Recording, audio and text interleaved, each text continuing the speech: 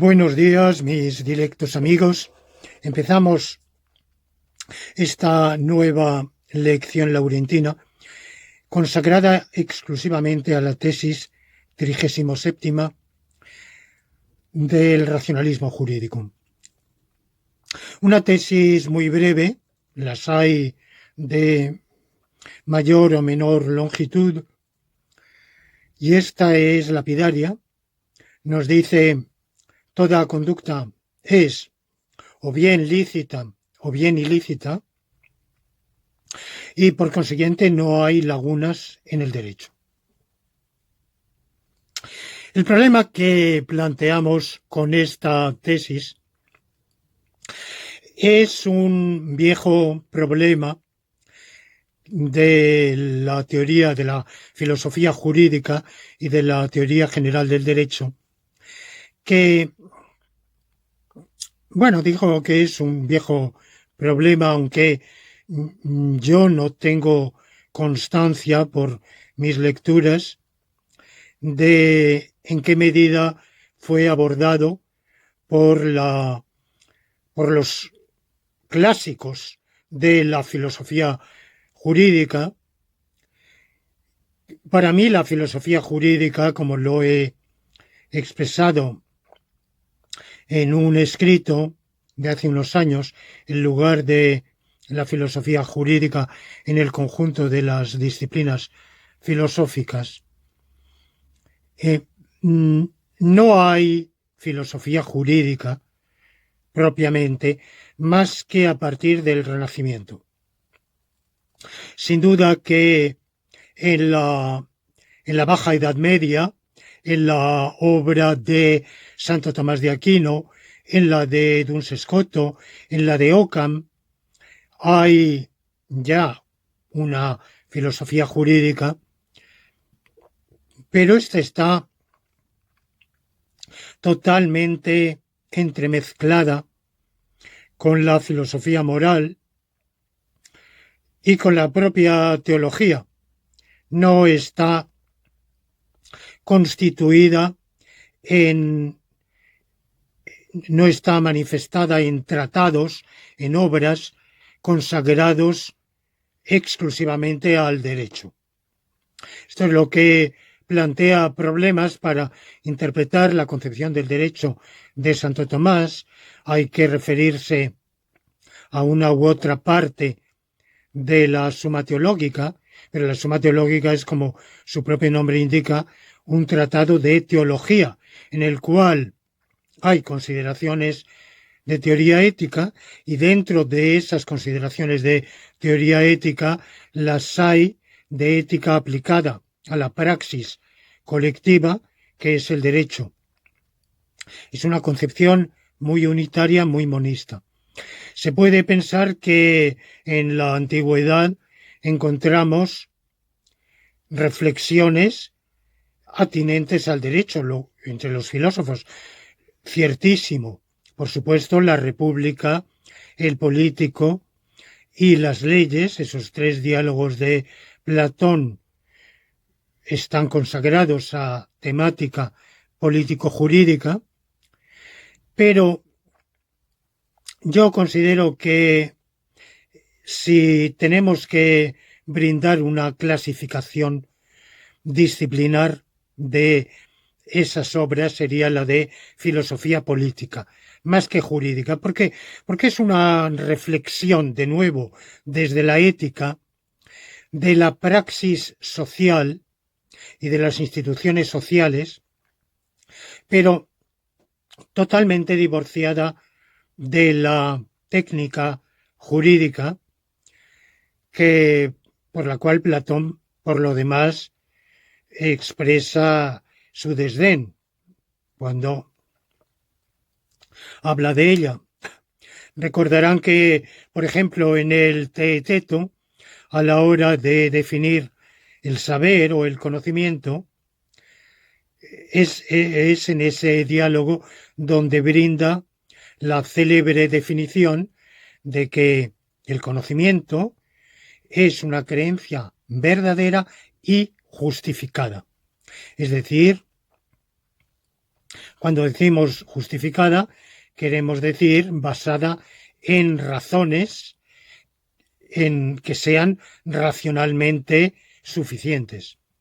Y dice que si bastara con que fuera una creencia verdadera basada en algo, en algún tipo de argumento o motivación del género que fuera, entonces los jueces tendrían conocimiento. Y por supuesto no lo tienen. Él, evidentemente, como discípulo de Sócrates, conoce la injusta condena a muerte que sufrió su maestro por haber enseñado presuntamente el ateísmo y tiene una opinión negativa de la praxis forense y de toda la actividad judicial. Por supuesto, en su cultura, en la Atenas de su época, la actividad de los especialistas del derecho, de los logógrafos que escribían discursos para la defensa de sus clientes, de los estudiosos de las leyes, de los cuales sabemos poco, porque del derecho griego nos ha quedado muy poco, no tenemos de él ni remotamente lo que tenemos de los juristas romanos, incluso desde época preclásica, pero tampoco tenemos de la Grecia clásica algo como el Código de Hammurabi u otros códigos de Mesopotamia o las leyes, los códigos incorporados en el Antiguo Testamento, el Deuteronomio, por ejemplo. Bueno, pues en la Grecia clásica, donde posiblemente la legislación era muy a menudo consuetudinaria, de ella no nos ha quedado gran cosa. Y yo pienso que tanto Platón, en esos diálogos que he mencionado, como Aristóteles, en sus trabajos sobre la política, la constitución de los atenienses, sin duda inciden en temática jurídica y en el caso de esta última obra citada del Estagirita, en una temática de derecho constitucional, pero lo hacen totalmente de espaldas a cualquier conocimiento de la técnica jurídica. Por otra parte, en su época y en su país, muy rudimentaria y de ningún prestigio, de ninguna reputación como un menester, digamos, culturalmente valorado. Ciertamente que están los discursos forenses, las obras de los logógrafos, como Lisias y Sócrates, pero se refieren principalmente a cuestiones de hecho, no cuestiones de iure, no a discutir el derecho. Y lo mismo podemos decir de los discursos forenses que nos han dejado los grandes oradores enemigos entre sí, que son Esquines y Demóstenes, dos personajes extraordinarios, ambos de un valor intelectual enorme. Podemos estar de acuerdo o en desacuerdo con las políticas que preconizaron y con los estilos de polémica a que recurrieron, pero no hay, por lo menos hasta donde yo recuerdo, en esos discursos una parte de que pudiéramos calificar hoy como aproximada a la dogmática jurídica, sino exclusivamente a cuestiones de hecho. Bueno, en la obra de Cicerón, por ejemplo, que no era un jurista, pero que tenía un buen conocimiento del derecho romano, sí hay un vínculo mucho mayor con el derecho. En plan jurídico, Cicerón es un poco diletante, pero es que en plan filosófico lo es totalmente. Es decir, que yo, la verdad, la obra de Cicerón, eh, el de Oficis, sobre los deberes, eh, los diálogos, los tertulianos, eh, por ejemplo, eh, me costaría trabajo llamarlos obras de filosofía jurídica. Y de nuevo, entre los estoicos hay una reflexión filosófica, pero de nuevo sin vínculo con la filosofía jurídica. Lo cual no obsta para que son los estoicos los que van a influir poderosísimamente en los juristas del, del siglo segundo y del tercero, de la gran época clásica de la jurisprudencia romana, y esa influencia estoica va a determinar en gran medida la obra de esos jurisconsultos o jurisperitos. Pero de nuevo, su obra jurídica contiene, por ejemplo, Ulpiano, el grandísimo Ulpiano de comienzos del siglo III, el, el presunto autor de la Constitución antoniniana promulgada por el emperador Caracalla, que extendió la ciudadanía romana a todos los habitantes libres del imperio. Sí, pero Ulpiano no es un filósofo del derecho, es un teórico del derecho, es un jurista, elabora una dogmática jurídica con reflexiones o argumentos filosóficos, pero no una filosofía jurídica. Yo creo que antes del siglo XIV-XV no hay filosofía jurídica. Bueno, pues en los clásicos de la filosofía jurídica, el cardenal Cayetano, por ejemplo, y sobre todo lo que en sentido lato llamamos la escuela de Salamanca, la gran filosofía jurídica española del siglo de oro, desde Vitoria hasta Suárez, que llamamos escuela de Salamanca, pero eso es una generalización, porque hay varias escuelas. Por ejemplo, los jesuitas tienen su propia escuela en Coimbra. Bueno, en toda esa filosofía jurídica se plantea el problema de las lagunas o no se plantea. Posiblemente sí, mi conocimiento de esa importantísima tradición es limitado, y además de que es limitado, también he de reconocer que mi lectura de esas obras es de hace ya un tiempo suficiente como para que haya olvidado eh, alguna, algo de o mucho de lo que leí. Por tanto, yo no podría afirmar, no me atrevería a afirmar que ese debate se encuentre en esa tradición de filosofía jurídica. Y sí lo he hallado, en cambio, en esta obra juvenil de Leibniz, seguramente en otros autores de su época también, a la cual ya me he referido en precedentes lecciones laurentinas, que es Los Elementa Juris Naturalis.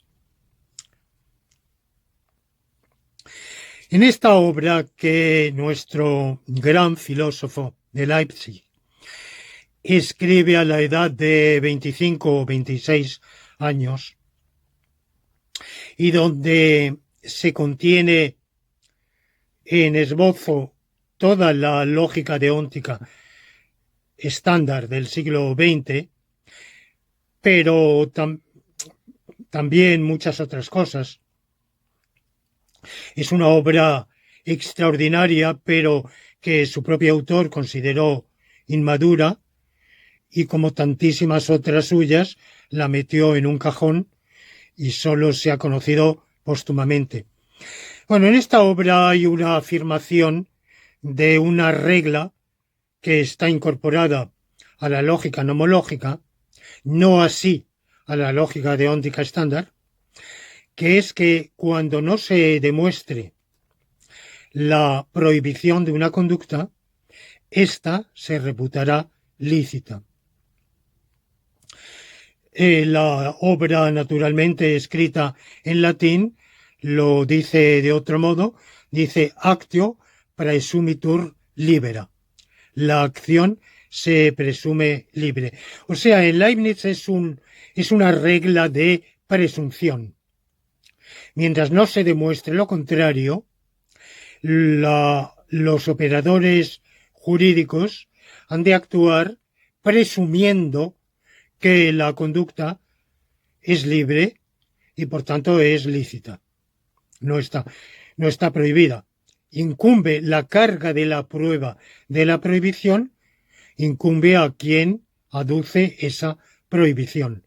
Si el juez quiere condenar a un acusado por algo, le incumbe probar que efectivamente esa conducta está prohibida, sea porque directamente consta en el texto de la ley, sea porque constituye una prohibición de derecho natural, o sea por una argumentación lógico-jurídica a partir de alguno de estos dos fundamentos, de estas dos fuentes, la ley o el derecho natural. Mientras no se pruebe esa prohibición, hay que presumir que la acción es lícita, que la conducta es lícita y, por tanto, que el sujeto no es condenable. Sin embargo, aunque Leibniz lo formula, y por tanto formula este principio de que no hay lagunas en el derecho, no lo dice así, no lo dice con esos términos, pero evidentemente su afirmación conduce a esa conclusión, pero sin embargo no lo discute. En esa medida no vemos ahí que haya un planteamiento filosófico-jurídico del problema. Hay una mera enunciación. Fue a finales del siglo XIX, en el periodo de surgimiento y auge del positivismo jurídico, cuando se planteó el problema de las lagunas. ¿Hay o no hay lagunas en el derecho? Y un gran filósofo positivista alemán, Zitelmann, en un discurso en la Universidad de Bonn del año 1900 o 1901 aproximadamente, 1902, no recuerdo la fecha exacta, pero es más o menos aproximadamente la que estoy indicando, consagra, creo que era su discurso de habilitación, no estoy seguro, lo consagra al tema de las lagunas. Y dice que hay en la teoría del derecho, hay temas, bueno, más aburridos o que suscitan menos apasionamiento o que se consideran, digamos, más áridos, y otros que, por el contrario, se consideran extremadamente atractivos, y uno de ellos es el de las lagunas. Y él argumenta que no hay lagunas porque el derecho consta de es un corpus de normas que marcan lo que es obligatorio y lo que está prohibido. Y todo lo demás para el derecho es lícito. Es decir, lo que no es obligatorio es lícitamente omitible y lo que no está prohibido es lícitamente realizable. Bueno, se me ha olvidado citar a dos precursores que son Hobbes y Bentham. Seguro que hay otros. Hobbes lo dice expresamente cuando defiende su teoría de la libertad frente al republicanismo. Él dice: el republicanismo aboga por una libertad colectiva y positiva, pero esa libertad colectiva y positiva no garantiza ningún margen de libertad para el individuo. Por ejemplo, él habla la famosa afirmación de que en las torres de Lucca, la pequeña republiquita italiana de Lucca, habían colgado el letrero Libertas para hacer ver que la ciudad era libre. Y así, la ciudad es libre, pero el libre es independiente. Pero eso no garantiza que internamente su gobierno no sea tiránico y cercene la libertad de sus ciudadanos. ¿Dónde está la libertad para Hobbes? La libertad está en el silencio de la ley. Lo que la ley no prohíbe, eso es libre, o sea, eso es lícito. Por tanto, un monarca absoluto puede permitirnos un amplísimo margen de libertad.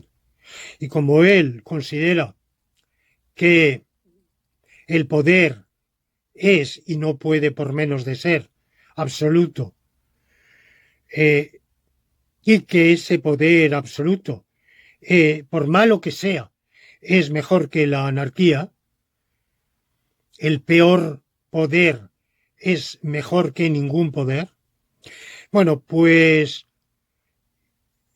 evidentemente habrá que elogiar al soberano que nos conceda más libertad. Pero sea la que fuere, la única libertad de que disfrutamos es la libertad que nos concede el soberano al no prohibir ciertas conductas.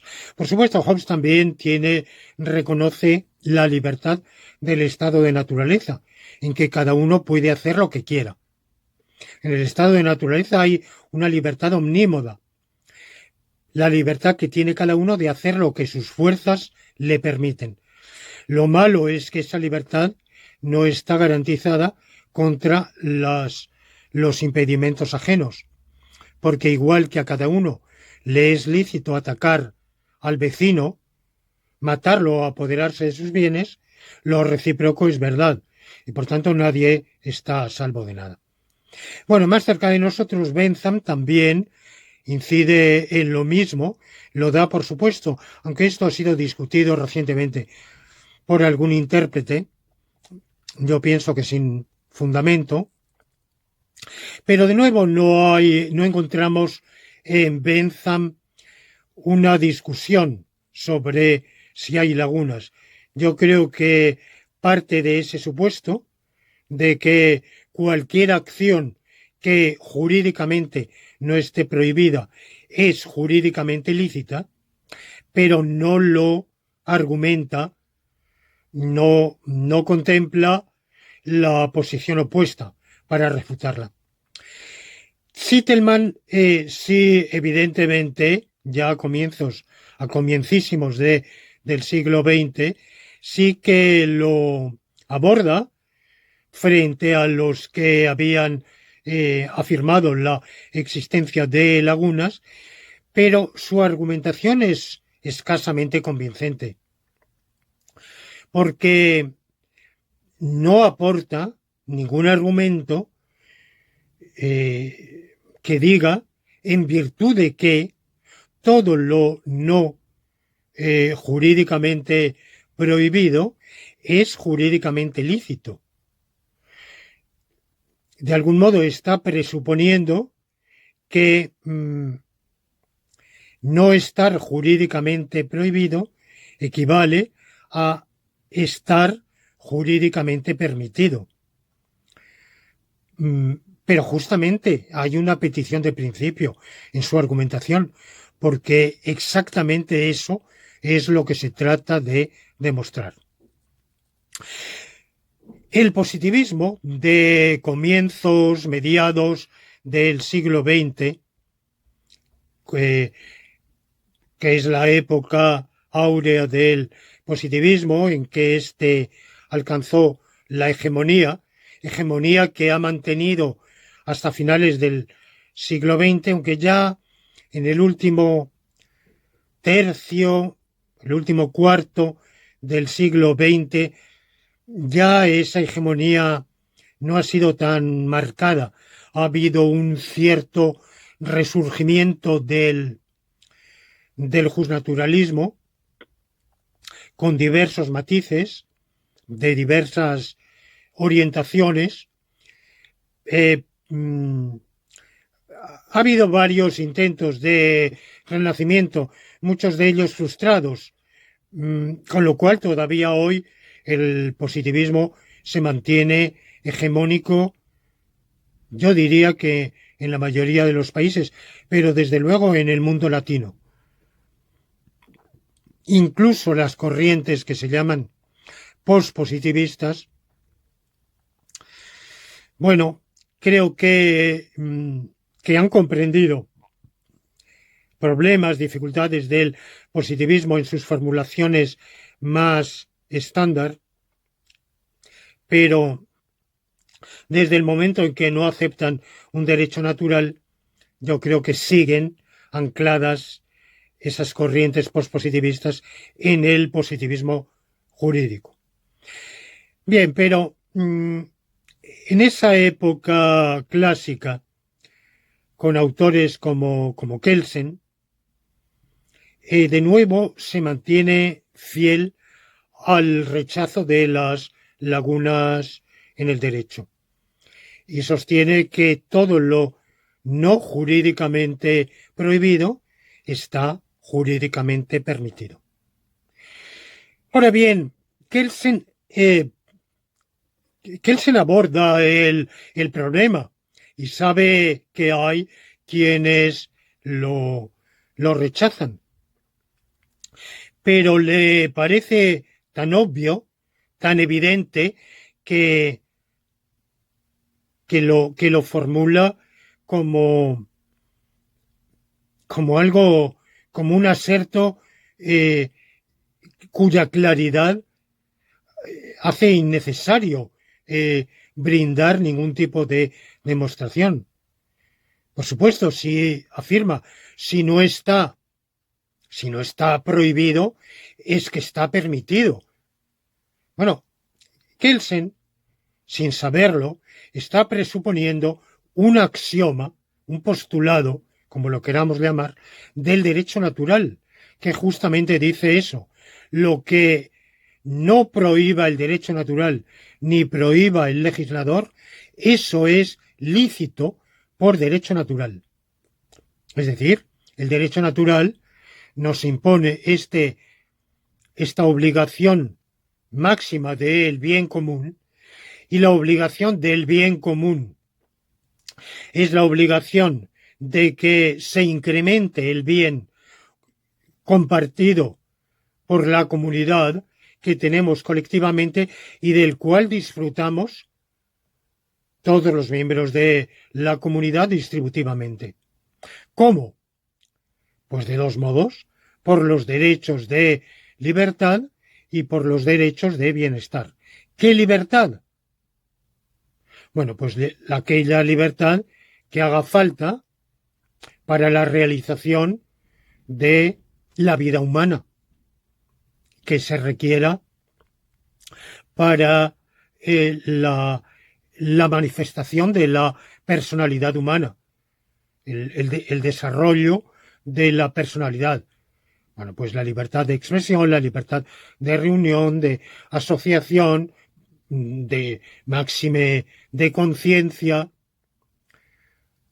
Bueno, pero más genéricamente, la libertad de ambulatoria, la libertad de residencia, bueno, esas se pueden enumerar, pero incluso sin enumerarlas,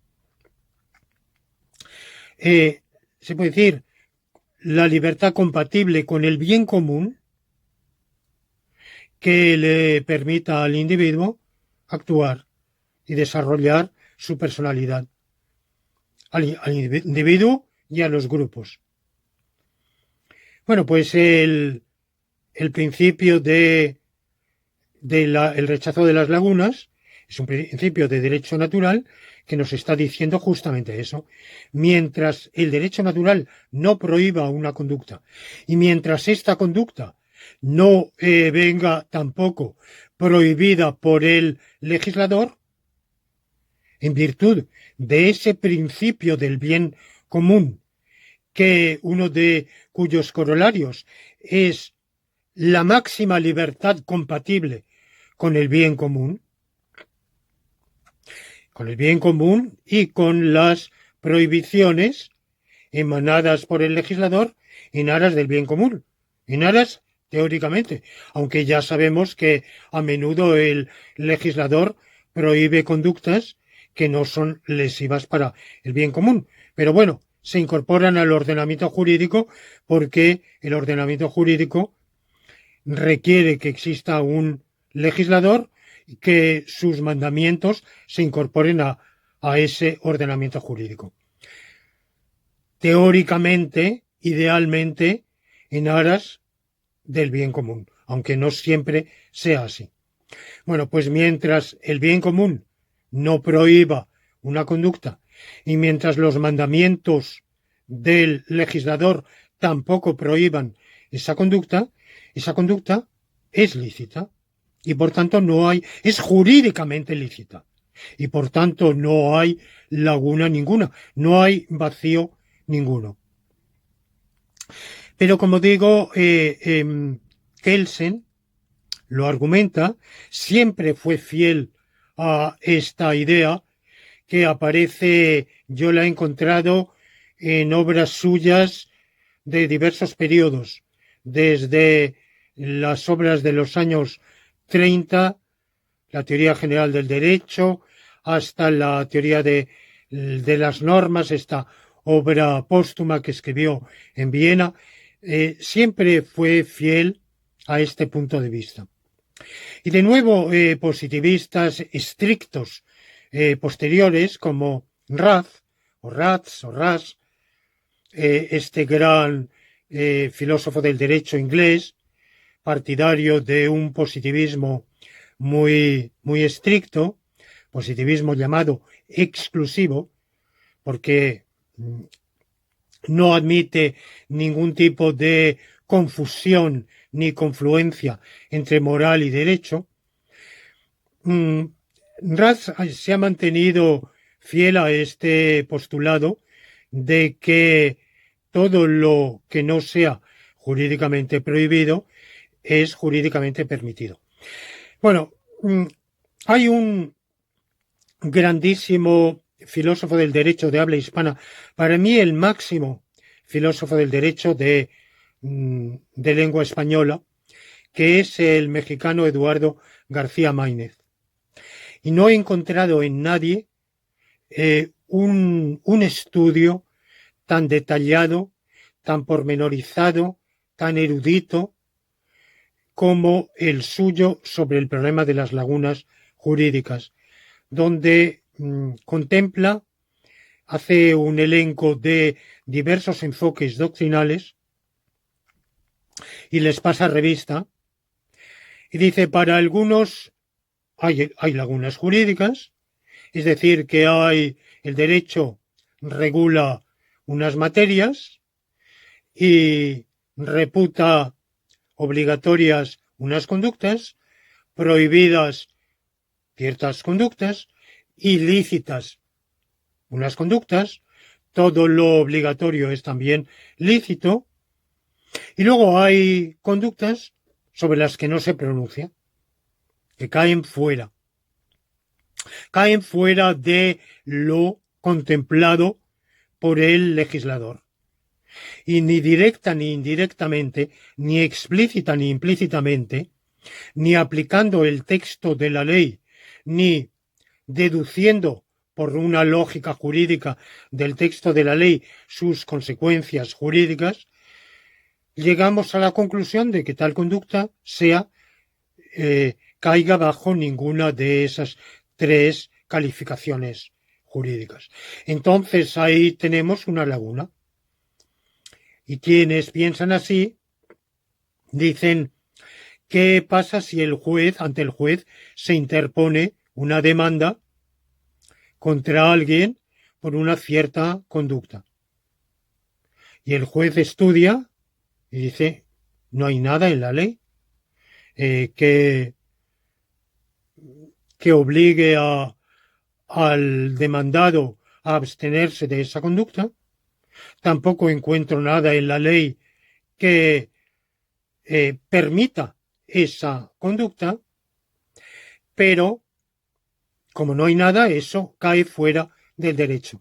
Y entonces estaría inadmitiendo la demanda sencillamente porque es una materia que no está regulada por el derecho.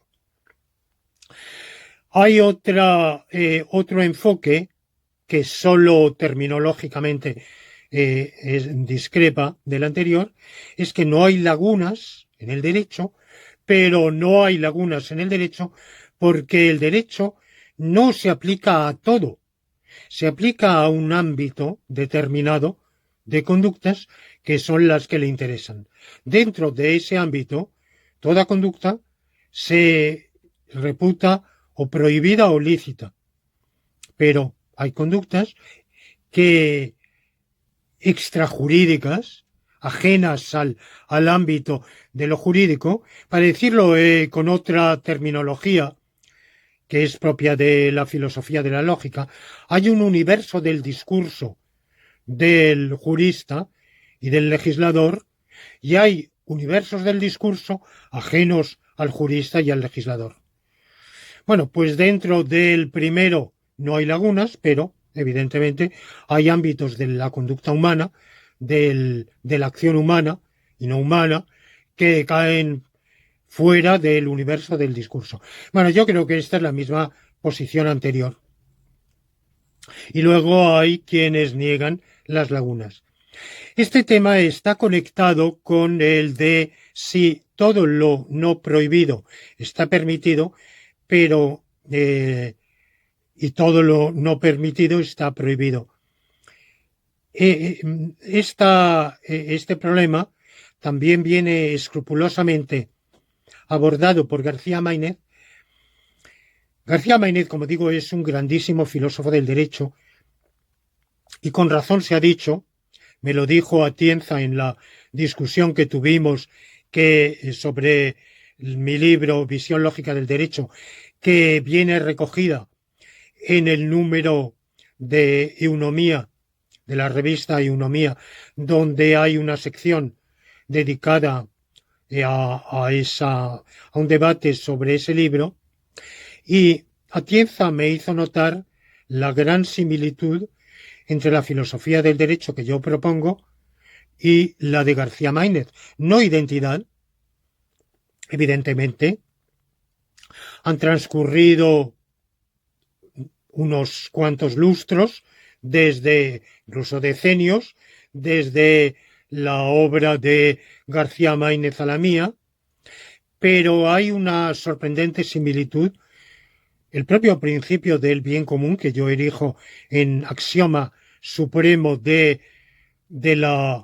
derecho natural y de la lógica nomológica, es abordado ampliamente por García Maínez, recalcado, pero no elevado a principio supremo del derecho. Quizá es ahí donde, bueno, hay un desarrollo ulterior. No es que mi filosofía jurídica sea la de García Máinez, digamos, con otro ropaje u otro desarrollo. Es que hay una enorme similitud de temática. Por ejemplo, García Máinez no se declara justnaturalista y tiene incluso en algún... su obra es variada y a lo largo de los muchos años de su benemérita labor docente e investigativa no hay una visión petrificada o estancada, sino que va desarrollándose, evolucionando, pero en algún momento tiene una visión un poco restrictiva de lo que es el justnaturalismo y considera que el justnaturalismo es la tesis que defiende que solo hay derecho natural, en el sentido de que solo son válidas las leyes positivas que promulguelas el legislador o no, de todos modos se deducen o se deducirían del derecho natural. Bueno, yo esa versión tan fortísima del derecho natural no la he encontrado en ningún justnaturalista, la verdad. Creo que ninguno. He hablado del justnaturalismo positivo, afirmativo, o sustractivo, aditivo, que es el mío, pero en ninguno he hallado un justnaturalismo tan radical como aquel que dice, del cual dice deslindarse García Máinez. Bueno, con razón, porque yo de una versión así también me aparto. Y formula unos principios de lógica jurídica que son próximos, no idénticos, próximos a los míos. Hay una gran similitud porque García Máinez fue también uno de los primeros estudiosos en español de la lógica deóntica de su momento, de los años 50 y 60, que conoce perfectamente. Bueno, hasta donde yo sé, García Máinez no llegó a polemizar con la obra de los grandes impugnadores de ese principio de cierre nomológico, de que todo lo no jurídicamente prohibido está jurídicamente autorizado, es jurídicamente lícito. Esos dos grandes develadores son los argentinos Alchurrón y Buliguín, que sí han tenido una polémica con el inglés Ratz de mucho tiempo, y ellos han insistido, más que nadie, en que en realidad antes había habido afirmadores de lagunas en el derecho, pero nadie lo había hecho con la claridad, la insistencia, la argumentatividad de Alchurrón y Buliguín. Alchurrón y Buliguín parten de la lógica deóntica estándar, la elaborada por von Wright, por otros autores de los años 50, 60, en adelante. Ellos mismos aportan un sistema de lógica deóntica, bueno, ellos distinguen en un momento dado en sus filigranas entre lógica deóntica, lógica de las normas y lógica normativa, con su distingo entre normas y proposiciones normativas, la concepción expresiva y la concepción hilética de las normas, tienen titubeos. Bueno, a varios de estos temas ya me he referido en lecciones precedentes y ahora no deseo volver sobre ello. Pero ellos parten de esta lógica deóntica. Y como todo el mundo sabe, todos los que hayan tenido algún conocimiento de la lógica deóntica estándar, saben que esta lógica deóntica se origina a partir de la lógica modal. es un derivado de la lógica modal. ¿Qué es la lógica modal? La lógica clásica, tal como la había desarrollado su fundador, que es Gottlob Frege, vamos, la lógica clásica es evidentemente un desarrollo de la vieja lógica, no solo aristotélica, sino megárico-estoica, desarrollada también por los lógicos tardomedievales y renacentistas, posteriormente eclipsada, rescatada en el siglo XIX, pero el fundador de la lógica clásica moderna es Gottlob Frege, y posteriormente reelaborada en la gran obra de 1911 de Russell y Whitehead, Principia Mathematica. Luego ha tenido muchos otros exponentes, ha tenido diversas presentaciones sintácticas, semántica,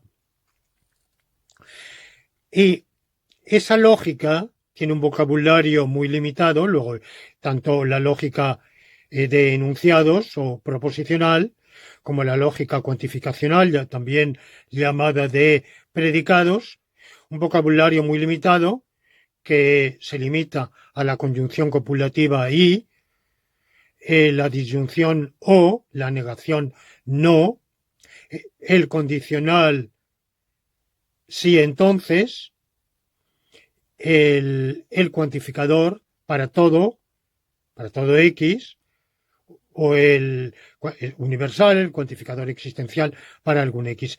Este es el vocabulario de esa lógica clásica inicial. Y luego hay desarrollos complementarios de la lógica clásica que, partiendo de ella, añaden un vocabulario adicional. Por ejemplo, necesariamente.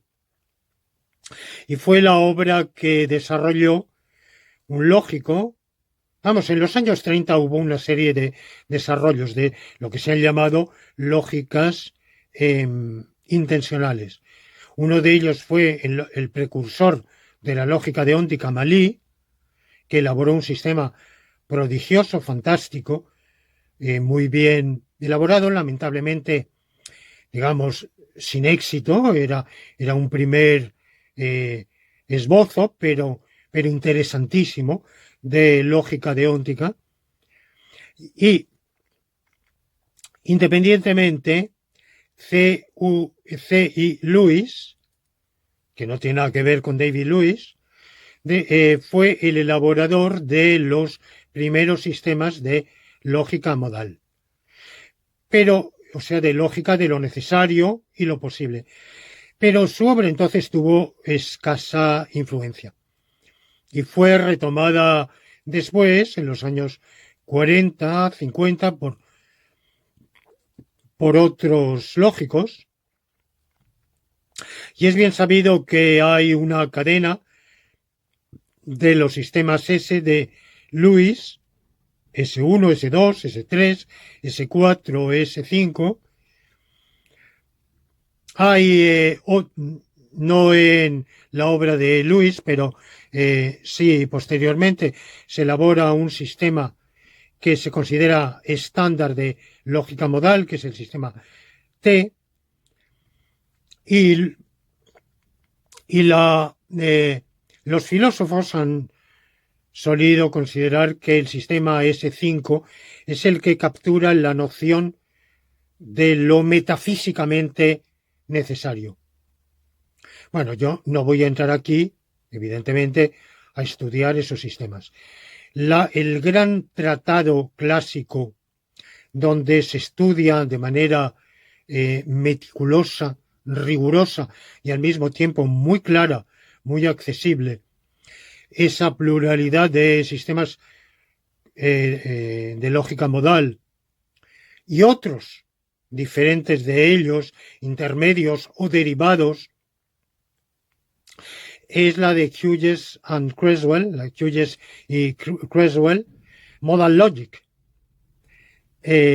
Bueno, pues este libro de Modal Logic que si no estoy equivocado tiene traducción al español, es la obra obligada para cualquiera que desee familiarizarse con la lógica modal, aunque luego haya muchas otras que hayan desarrollado aspectos ulteriores. Bueno, pues la lógica basado en una analogía, una afinidad a la cual ya me he referido en lecciones pasadas, entre necesario y obligatorio, posible y lícito, la lógica deóntica estándar toma un sistema de lógica modal y le quita uno de los axiomas de la lógica modal, que es que todo lo necesario se realiza. O dicho de otro modo, que todo lo que se realiza es posible. Abese ad posse valet consequentia, que decían los escolásticos.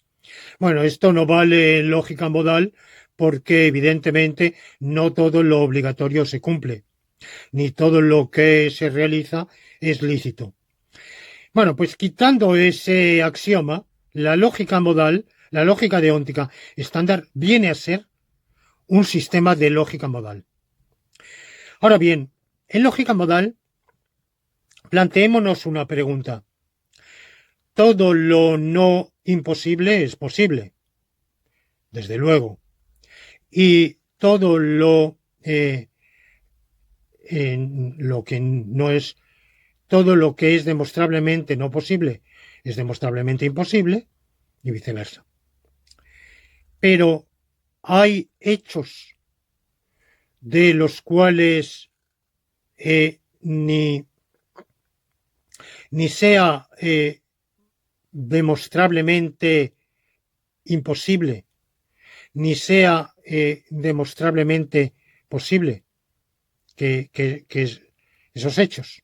O sea, hay hechos que ni sea demostrablemente imposible que se realicen, ni tampoco sea demostrablemente posible que se realicen. Por supuesto. Es decir, si tomemos un sistema de lógica modal e incorporémoslo a una teoría determinada con axiomas extralógicos. La física newtoniana o el sistema axiomático que ustedes deseen en cualquier ámbito.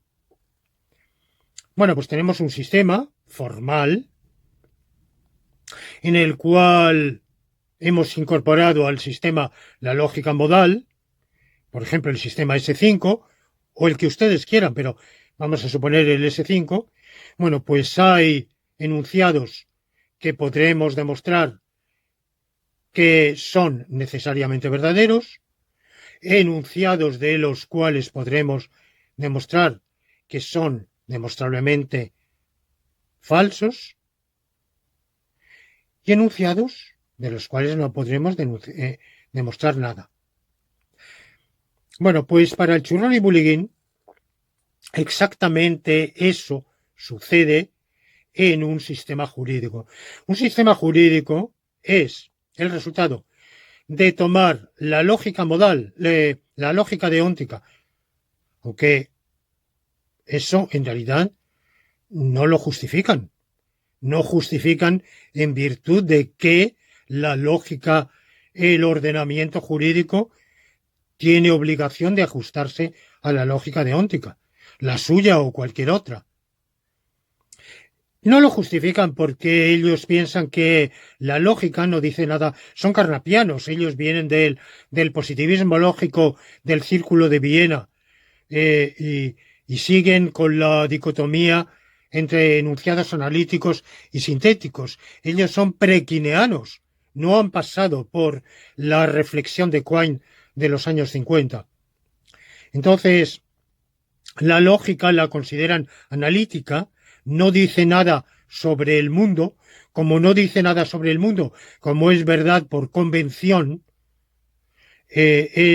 su verdad es puramente verdad conceptual, pues no tiene sentido siquiera imaginar que el mundo no se ajustara a la lógica. No, si la lógica no pone ni quita nada real, simplemente sus verdades son verdades porque son verdades lingüísticas. Es decir, que no podemos usar el lenguaje que usamos si no incorporamos la lógica que de hecho usamos. Ellos nunca contemplan la posibilidad de lógicas alternativas, lógicas desviantes, lógicas no clásicas, lógicas gradualistas o contradictoriales. Por supuesto que no.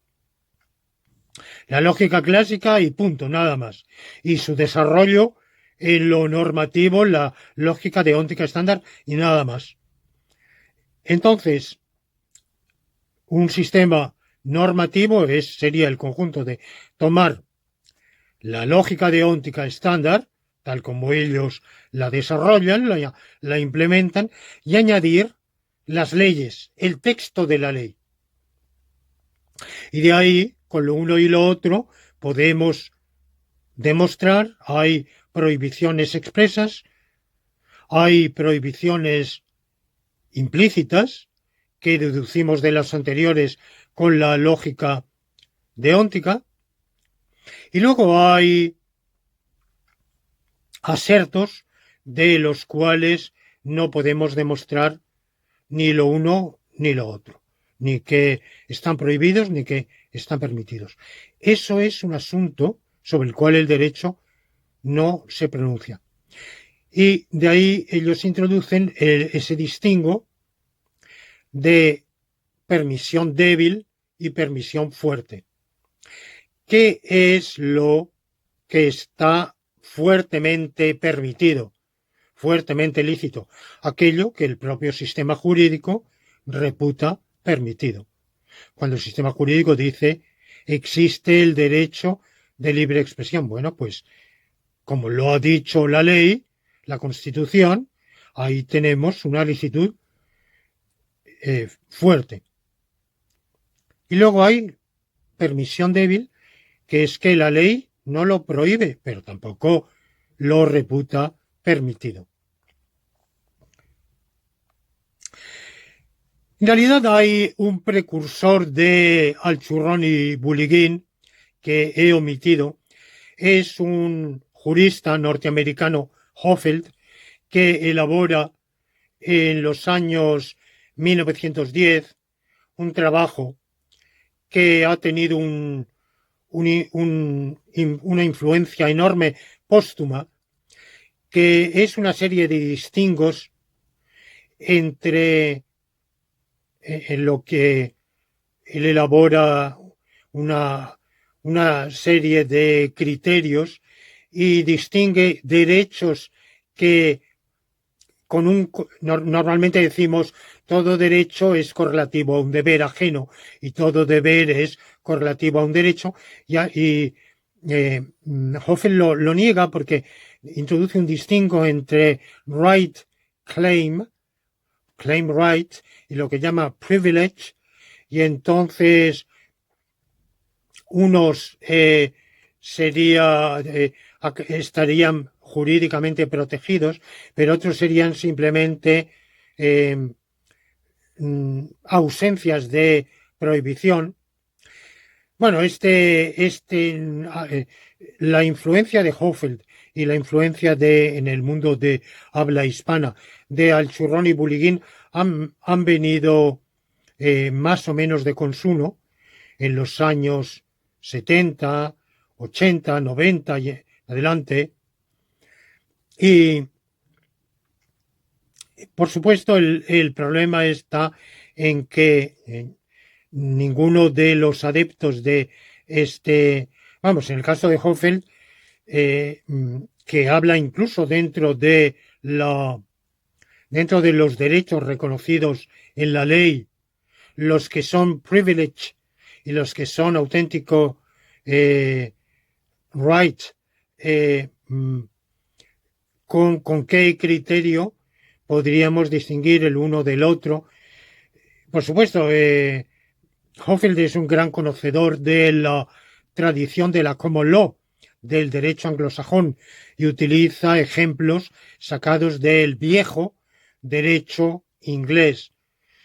Pero, lamentablemente, sus distingos son escasamente aplicables incluso a la common law moderna, y hasta donde yo sé, salvo en algunas invocaciones especulativas de algunos filósofos jurídicos, no ha tenido verdaderamente ninguna influencia en la elaboración de la dogmática jurídica, ni siquiera en su patria, los Estados Unidos.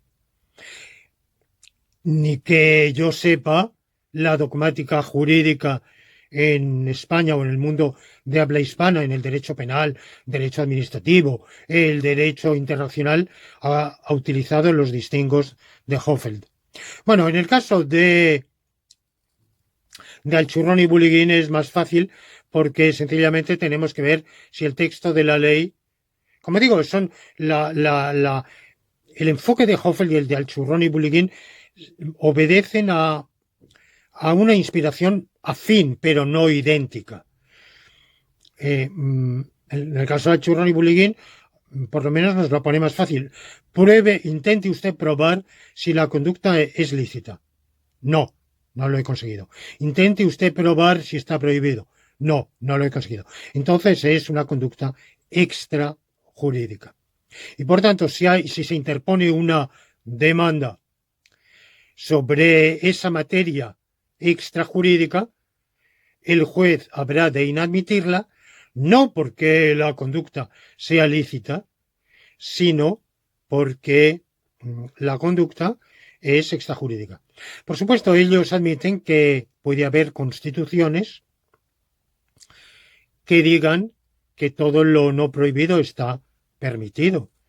Por ejemplo, la Declaración de los Derechos del Hombre y del Ciudadano francesa del 24 de agosto de 1789, que está incorporada a la Constitución francesa actual, a la de 1958, en su preámbulo la incorpora.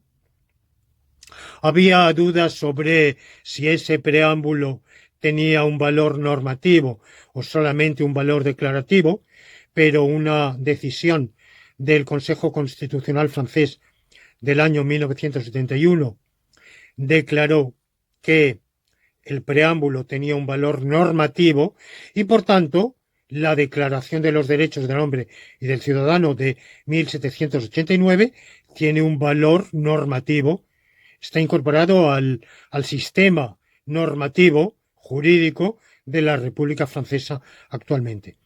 Bueno, pues uno de los artículos de esa declaración dice que todo lo no prohibido por la ley es lícito.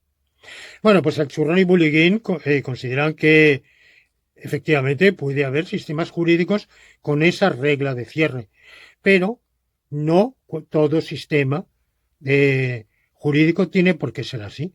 Puede haber sistemas jurídicos que no sean así. Ellos nunca han formulado el ejemplo de un sistema que sea así. Ahora bien, podemos pensar en una regla de cierre inversa. Esto, que yo sepa, ningún jurista lo ha tomado en serio o lo ha elaborado, pero sí algunos novelistas. En obras de derecho ficción, podríamos decir, se ha formulado el llamado principio totalitario. Es que mientras no se demuestre que una conducta es lícita, se reputa prohibida.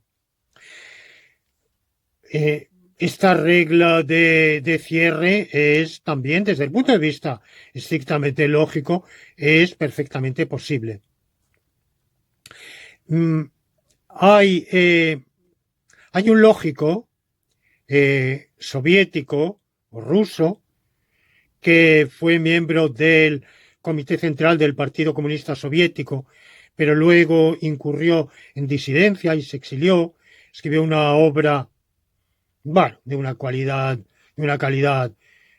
mediocre, a mi juicio, de lógica multivalente, una de las primeras que yo estudié de lógica multivalente, pero que me decepcionó bastante.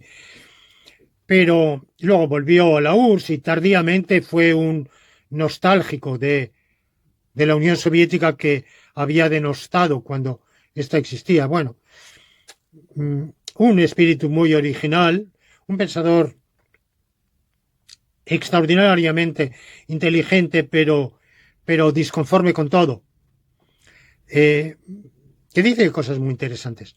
Y en su periodo de disidencia antisoviética, decía que el establishment ruso confundía la negación interna con la negación externa. Confundía no obligatorio con obligatorio que no.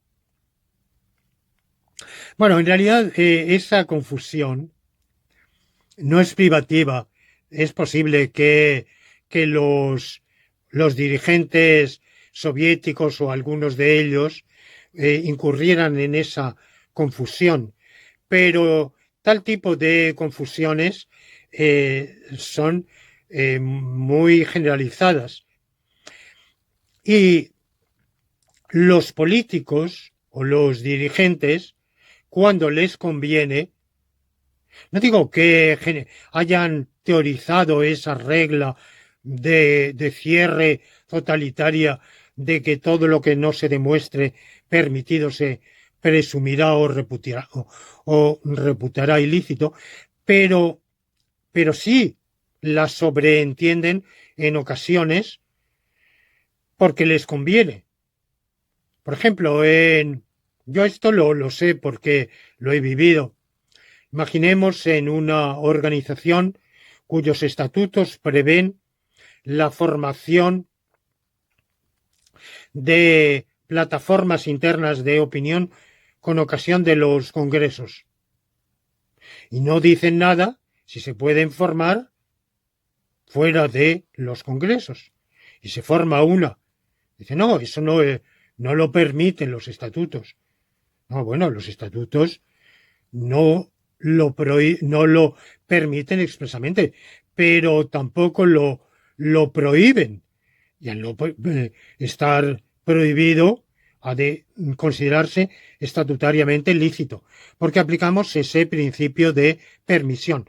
Pero, evidentemente, el que se opone el que considera que tal formación de una plataforma interna fuera de periodo congresual está prohibida, está aplicando sin saberlo, porque tampoco reflexiona en términos de lógica normativa, pero sin saberlo, está aplicando ese principio totalitario. Lo que no se demuestra permitido ha de reputarse prohibido. Como digo, algunos dirigentes incurren en eso, pero al margen de lo deóntico, confundir el alcance amplio con el alcance estrecho de la negación es muy común. Por ejemplo, en el habla cotidiana, muy a menudo se confunde puede no hacerlo con no puede hacerlo. Hay una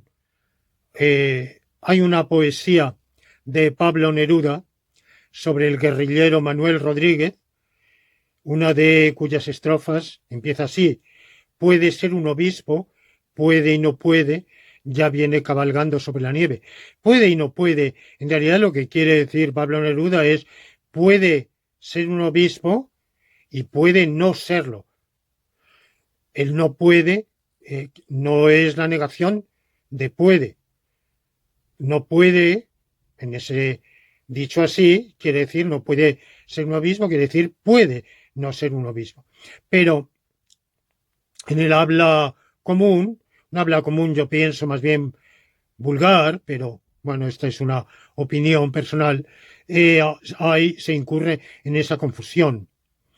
Todos decimos quiere hacerlo o no quiere hacerlo. Pero cuando decimos no quiere hacerlo, en realidad, generalmente, lo que entendemos es quiere no hacerlo. No, no quiero. En realidad lo que queremos decir no quiero es quiero no hacerlo. Porque hay materias en las cuales ni queremos hacerlo ni queremos no hacerlo. Sencillamente no nos lo planteamos. Hay muchísimas posibilidades vitales, recorridos profesionales, a los cuales mentalmente no hemos dicho ni sí ni no. Sencillamente no se nos han ocurrido, o si se nos han ocurrido como una posibilidad, pero no hemos ido más allá ni para decidir hacerlo ni para decidir no hacerlo.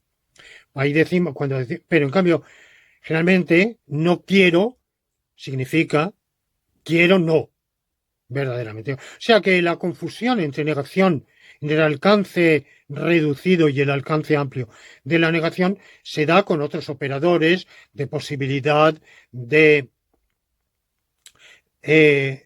voluntad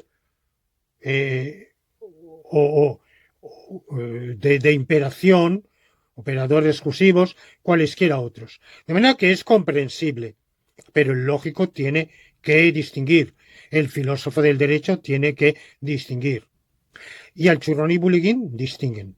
Pero lo que olvidan es la posibilidad de una regla de cierre. Bueno, pues el derecho, lo que esta tesis 37ª sostiene, al negar las lagunas, es que el derecho no puede existir sin regla de cierre. ¿Por qué? Porque el derecho existe para el bien común. Y el bien común no puede establecerse sin regla de cierre. El bien común, la Constitución efectivamente puede decir que todo lo no prohibido está permitido, pero mucho antes de los ordenamientos constitucionales, un absolutista como Hobbes lo admitía, lo consideraba un principio obvio. Y Bentham también, aquello de lo que Bentham no se percataba es de que al abrazar ese principio estaba abrazando un principio de derecho natural, porque no es un principio de derecho positivo. Y Kelsen también, otro gran positivista, y Rand, otro gran positivista, más cerca de nosotros. Todos ellos han afirmado que aquello que no se demuestre prohibido ha de considerarse lícito, pero no se han percatado de que, sosteniendo eso, están sosteniendo un principio de derecho natural que es ese principio de permisión. Lo que no sea principio de Leibniz también, o sea, un principio en el cual concuerdan Hobbes, Leibniz, Bentham, Zittelmann, Kelsen, Ratz, todos ellos coinciden en afirmar que con mayor o menor claridad sobre el alcance de lo que están afirmando, en que hay una regla de cierre de que cuanto no se demuestre prohibido, ha de reputarse permitido. El derecho no tolera, el ordenamiento jurídico no consiente, no es compatible con una situación de absoluta incertidumbre jurídica, porque el derecho comporta también una exigencia de seguridad jurídica. ¿Por qué la comporta? De nuevo, por el principio del bien común. No puede haber bien común si no hay seguridad jurídica. Ojo, esto no significa que todo ordenamiento jurídico se conforme adecuadamente con este canon de la seguridad jurídica. Por supuesto que no. Hay muchos, o todos, los ordenamientos jurídicos que incurren en mayor o en menor medida en unos u otros ámbitos, en unos u otros campos, en márgenes de inseguridad jurídica. Ya dijimos en una lección anterior que hay seguridad objetiva y seguridad subjetiva, no voy a volver sobre eso, pero la exigencia, el canon de la seguridad jurídica es un requerimiento consustancial al derecho, sin el cual no hay derecho, sin el cual no hay ordenamiento jurídico. Bueno, pues uno de los corolarios del requerimiento o canon de seguridad jurídica es que sencillamente no haya ninguna laguna. Por tanto, el juez, cuando se ve ante una demanda de alguien, por ejemplo, que se queja de que el vecino, siendo un hombre, se viste con faldas. Bueno, pues y lo denuncia, interpone una denuncia, civil o penal, la que sea. El juez busca, no haya nada que prohíba ese comportamiento, ese atuendo. El vecino puede decir, no, es que eso me causa a mí daño, porque solo verlo me hace daño a los ojos. Bueno, pues mire usted, ese daño no es el daño que contempla la responsabilidad extracontractual del artículo 1902 del Código Civil, tampoco es una conducta tipificada por el Código Penal, ni encuentro ninguna otra norma por la cual eso sea motivo de reproche jurídico y por tanto se inadmite su demanda o su denuncia. Bueno, evidentemente el juez está considerando que la acción está amparada por la ley, es lícita. Y si el vecino actúa con violencia o fuerza para estorbar, impedir u obstaculizar de algún modo esa preferencia vestimentaria ajena, pues ahí incurrirá en un delito de coacciones del Código Penal. Pero podemos, la tesis 37ª, que niega las lagunas en el derecho, sería perfectamente compatible con un sistema en el cual rigiera la regla de cierre inverso, la regla totalitaria.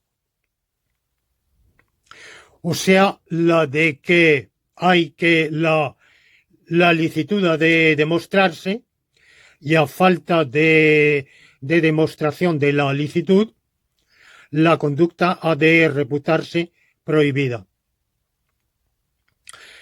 Un sistema así, esto en el libro Visión Lógica del Derecho encontrarán referencias a la obra literaria en la cual se imaginó un sistema así, diríamos, o en el imaginario de Lon Fuller, este imaginario antojadizo, soberano absoluto, Rex, podría promulgar una norma en ese sentido, de que lo que no se demuestre permitido está prohibido.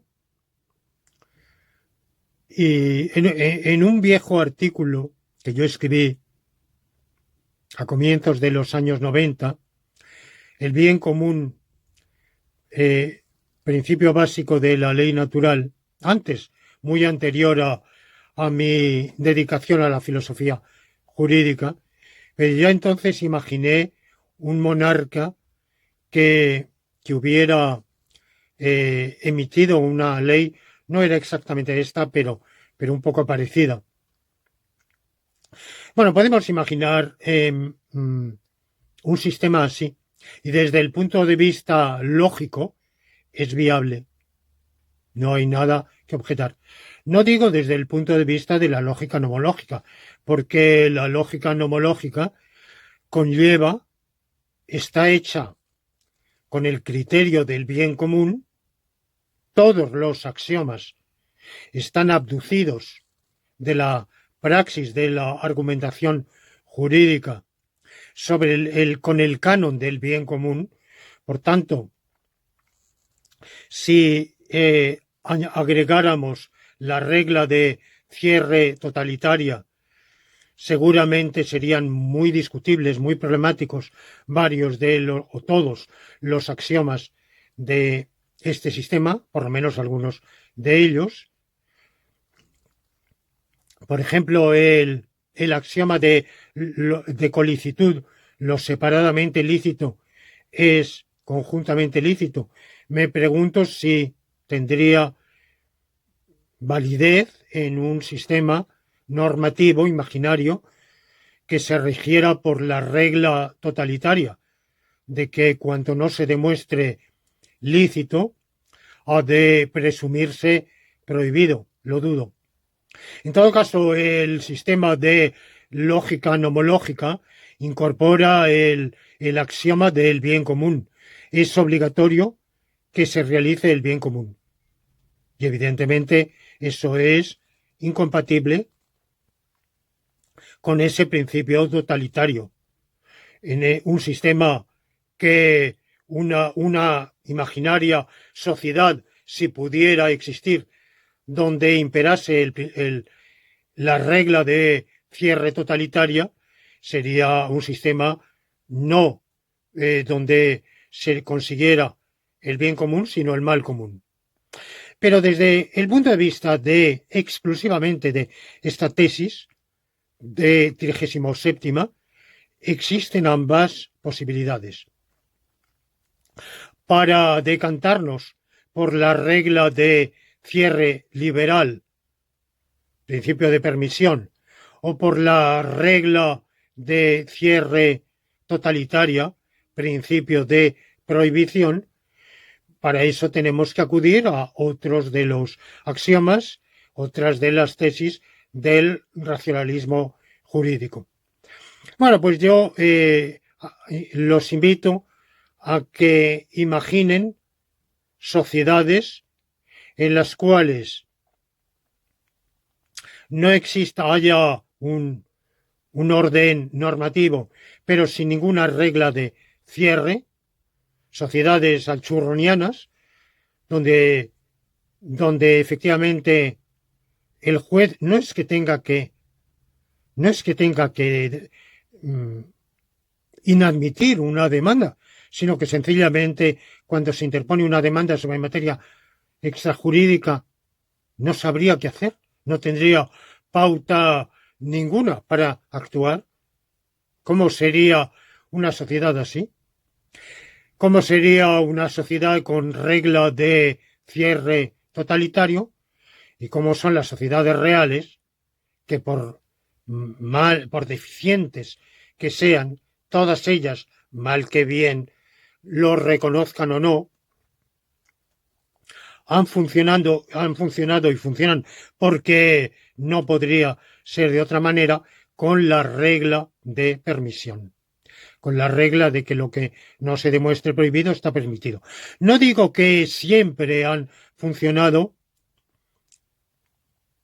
consecuentemente con arreglo a este canon, porque el legislador es evidentemente antojadizo y la autoridad administrativa también es propensa a los caprichos y por supuesto ocasionalmente puede invocar algo que sería el principio de prohibición o puede estar confundida, puede tener confusión, puede actuar arbitrariamente y muchísimas decisiones administrativas e incluso legislativas son arbitrarias.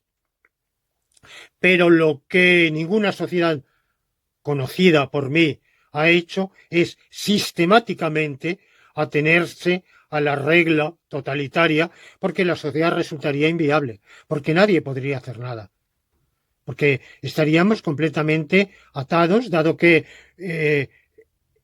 explícitamente las leyes no nos han autorizado a ciertas conductas. Entonces la regla de prohibición totalitaria las reputaría prohibidas y, por tanto, si queremos ajustarnos al derecho, no podríamos vivir. Sería esa nuestra situación. Pero ese es otro asunto. Desde el punto de vista lógico, eso, digamos, no de la lógica nomológica en su conjunto, pero de una cierta lógica deóntica, esa posibilidad estaría abierta perfectamente.